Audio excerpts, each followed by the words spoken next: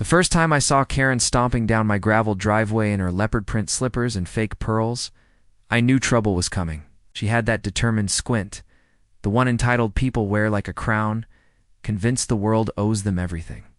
Her voice carried before she even reached my porch. Your pond is now community property. The HOA voted, and you'll need to hand over the keys to the gate, keys to a pond that sat on my private deeded land my grandfather bought in the 1950s, long before the HOA even existed. She didn't realize that this wasn't going to be another one of her petty victories. What Karen didn't know was that her stunt would bring federal agents to her doorstep, eventually land her behind bars. The pond wasn't just water to me, it was a family legacy. My grandfather dug it out himself with a rented bulldozer, stocked it with bass and catfish, and taught every one of us kids how to fish on its banks. My father expanded it into a wildlife refuge, planting reeds, building nesting boxes, and even working with the state's Department of Natural Resources to protect the endangered herons that came every spring by the time it was in my hands. It wasn't just a pond. It was registered as protected habitat. That meant two things. It wasn't for public use. Anyone messing with it could be in very big trouble. But HOA Karen didn't care about heritage, law, or wildlife. She cared about appearances and control. And she thought she had both. She showed up with a laminated HOA resolution in Comic Sans font, stamped with a dollar store seal. The Homeowners Association has voted, she announced proudly. Your pond is officially designated as community property. We will be using it for recreation, fishing tournaments, and holiday events. Please ensure it is cleaned and stocked appropriately. I couldn't help but laugh. Karen, this pond is on my deeded property. It's not. In the HOA, never was, never will be. Her face turned red, her nostrils flaring like a bull. You think you're special because you have water?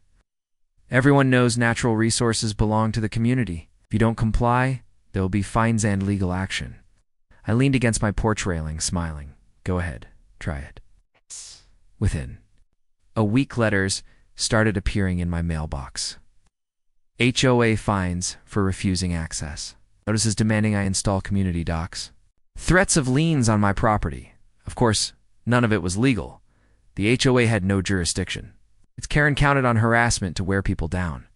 Neighbors told me she'd used the same tactics before forcing people to paint their houses, trim trees, or even hand over garden plots for beautification projects. Most folks caved to avoid the headache, but not me. When Karen tried to send landscapers onto my property to clear brush around the pond, I blocked them at the gate and called the sheriff. That should have been the end of it. But Karen doubled. Down one Saturday morning, I woke up to the sound of kids screaming with excitement. Looking out my window, I froze. Karen and a group of neighbors were on my land, setting up folding chairs, coolers, and inflatable rafts by the pond. She even had a megaphone barking orders like she was running a summer camp. This is now open to all HOA residents, she declared. Enjoy responsibly. That was the last straw. I grabbed my phone and started recording. You are trespassing, I shouted. Leave now before I call the sheriff. Karen smirked. Go ahead. I already spoke to them. This is community land now. Don't own nature. Except I didn't. I had the deed, survey maps, and federal wildlife registry to prove it. Sheriff arrived, took one look at my paperwork, and told Karen to leave. She threw a tantrum, screaming about corruption and favoritism, but eventually stormed off. I thought that would scare her straight. I was wrong. A week later, I received notice that Karen had filed a formal complaint with the county claiming my pond was a stolen community resource. She accused me of illegally fencing it off, damaging the environment, restricting public access. That's when the county referred the case to the U.S. Fish and Wildlife Service because the pond was registered as protected habitat. And when federal agents got involved, things got real serious real fast. The agents came out to my property, reviewed my permits, and confirmed everything was legal.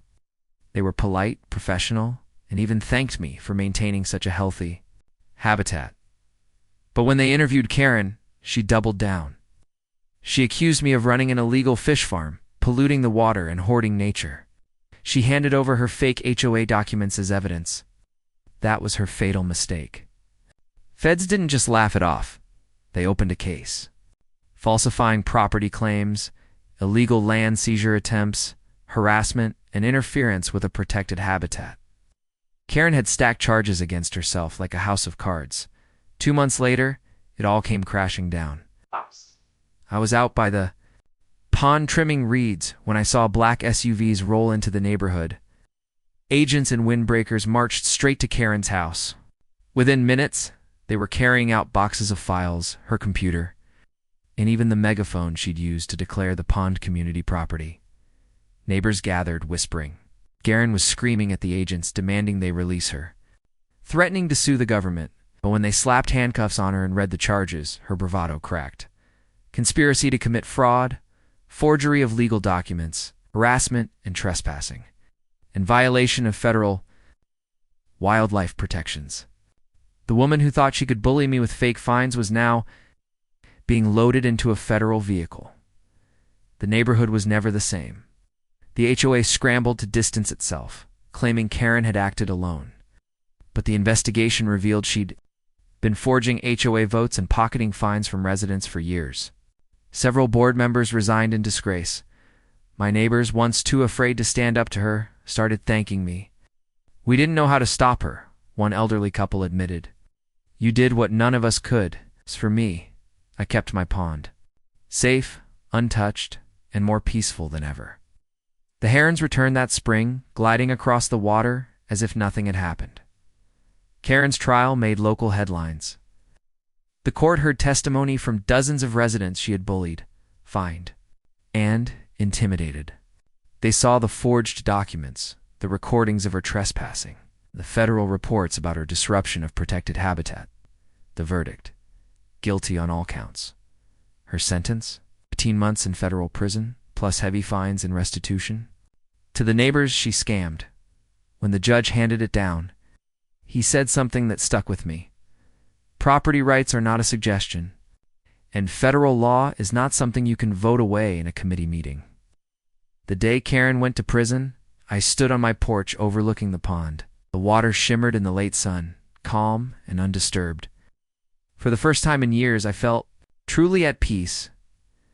Karen had tried to turn my family's legacy into her playground. She thought her fake authority would override real law. But in the end, she learned the hard way. Entitlement stops where the law begins. And as the herons flew overhead, I smiled. The pond was still mine, just as it always had been. This story is just the beginning. There is so much more ahead. Subscribe to the channel to join me on this journey.